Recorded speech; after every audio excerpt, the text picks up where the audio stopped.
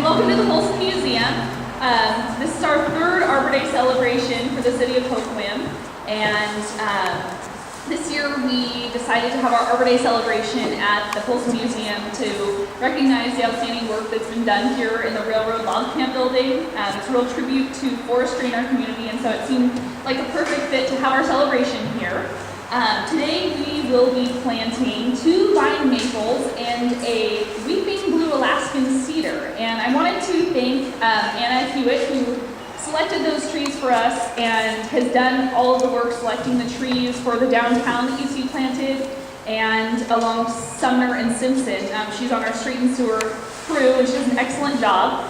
And I also just wanted to note, we have Urban Forestry Board members here today. And they do an excellent job of serving our community and have really been, great partners in starting our urban forestry program in Hoquiam. So a couple of other announcements. The urban forestry board members will be, there's tree cookies over at that table, and you can make a necklace like this, and wear it around today. There will also be a tree identification walk at 4 o'clock after we get done planting the trees. And there's also, this is our City of Hoquiam Relay for Life team, and they are doing a barbecue. It's $5, so please support our Relay for Life team. And with that, I would like to introduce Chuck Turley from the Washington State DNR. He is a state forester, and he's here today to talk to us.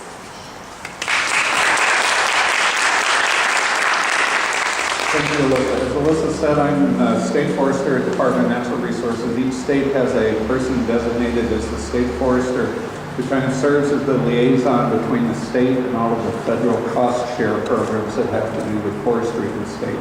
One of those programs is our Urban and Community Forestry Program. What I'm here to do today is to present the City of Hoquiam with a 2009 Tree City USA recognition. And you'll see this says 2008. This is actually the award that you got last year. They don't give a new award every year in subsequent years. What you get to go on with this is a sticker with a year on it that you can display with the award. You'll get another one of these every year that you're recognized. There are 4 criteria for being recognized as a Tree City. Number 1, you have to have a dedicated staff that's dealing with trees, which you obviously have with Alissa. You have to have a tree ordinance in the city. You have to spend at least $2 per person in the city on trees, and that obviously is something becoming harder and harder to do every year with the budgets being what they are. And lastly, you have to recognize Arbor Day, which is what you're doing today.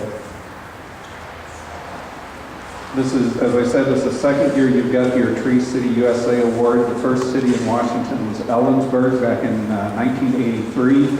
We're up now to where we have, I think, 77 cities in the state that are recognized. This award is an additional one that goes to communities that kind of go above and beyond those basic 4 criteria. And this is a growth award.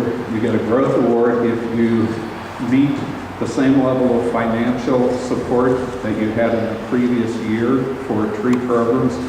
And then there are a variety of programs like public education, tree planting, outreach, things like that, that if your community takes part in, that goes toward you being recognized for a growth award. So, Mayor, I'd like to present you with your first, hopefully not your last, growth award.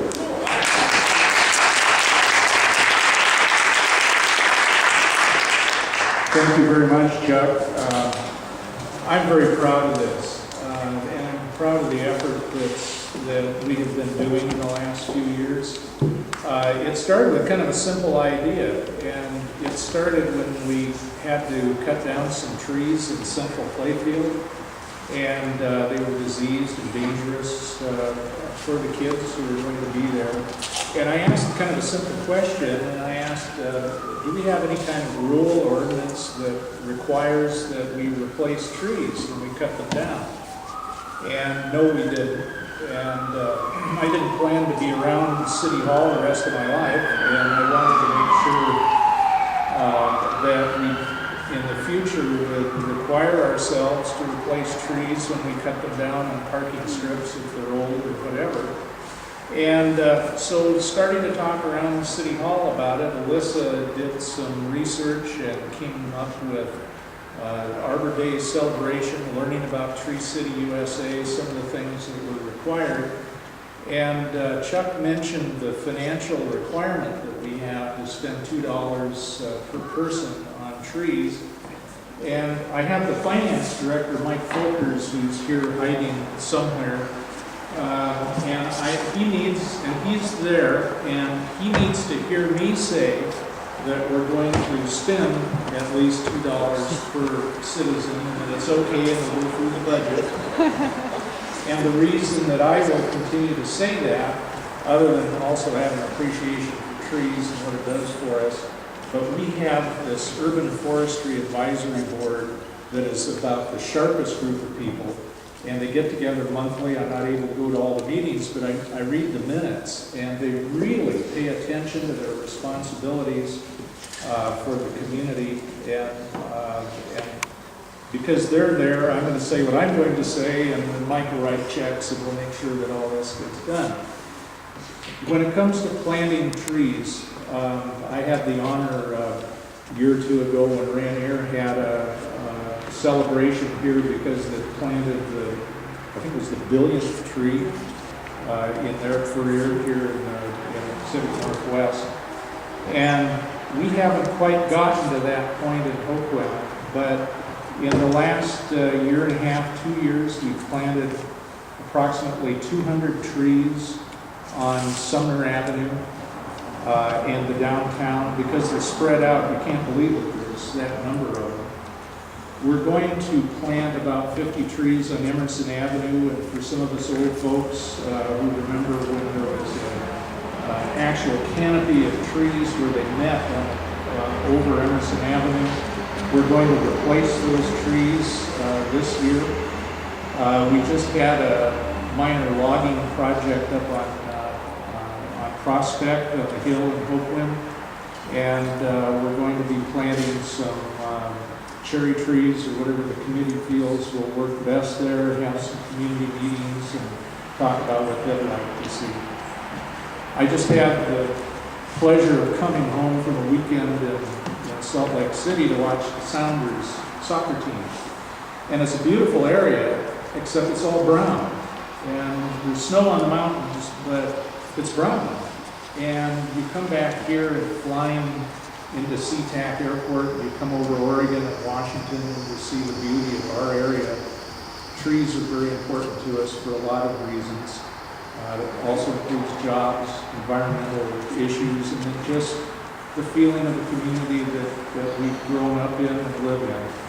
And I think all of us today, we're going to watch planting a couple of trees, and the scouts who are here today are going to, as they get older, be as proud as we are of watching them as they grow, taking care of them as they grow, and this is our legacy.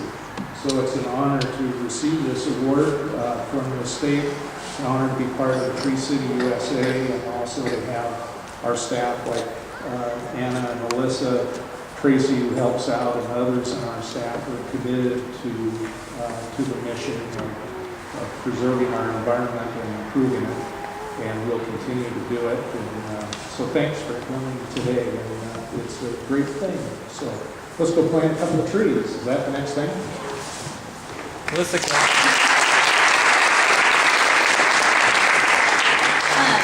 I also just wanted to mention that since this is our 3rd year doing our Arbor Day celebration, I'm really excited because the Brownies and the Scouts have been our partners every year, and I hope they'll be our partners every year after this, but it's been really fun to be able to get together once a year and plant trees, and then you drive by on the street and you get to see the tree you planted the year before, and so I always enjoy that, and I hope you guys do too.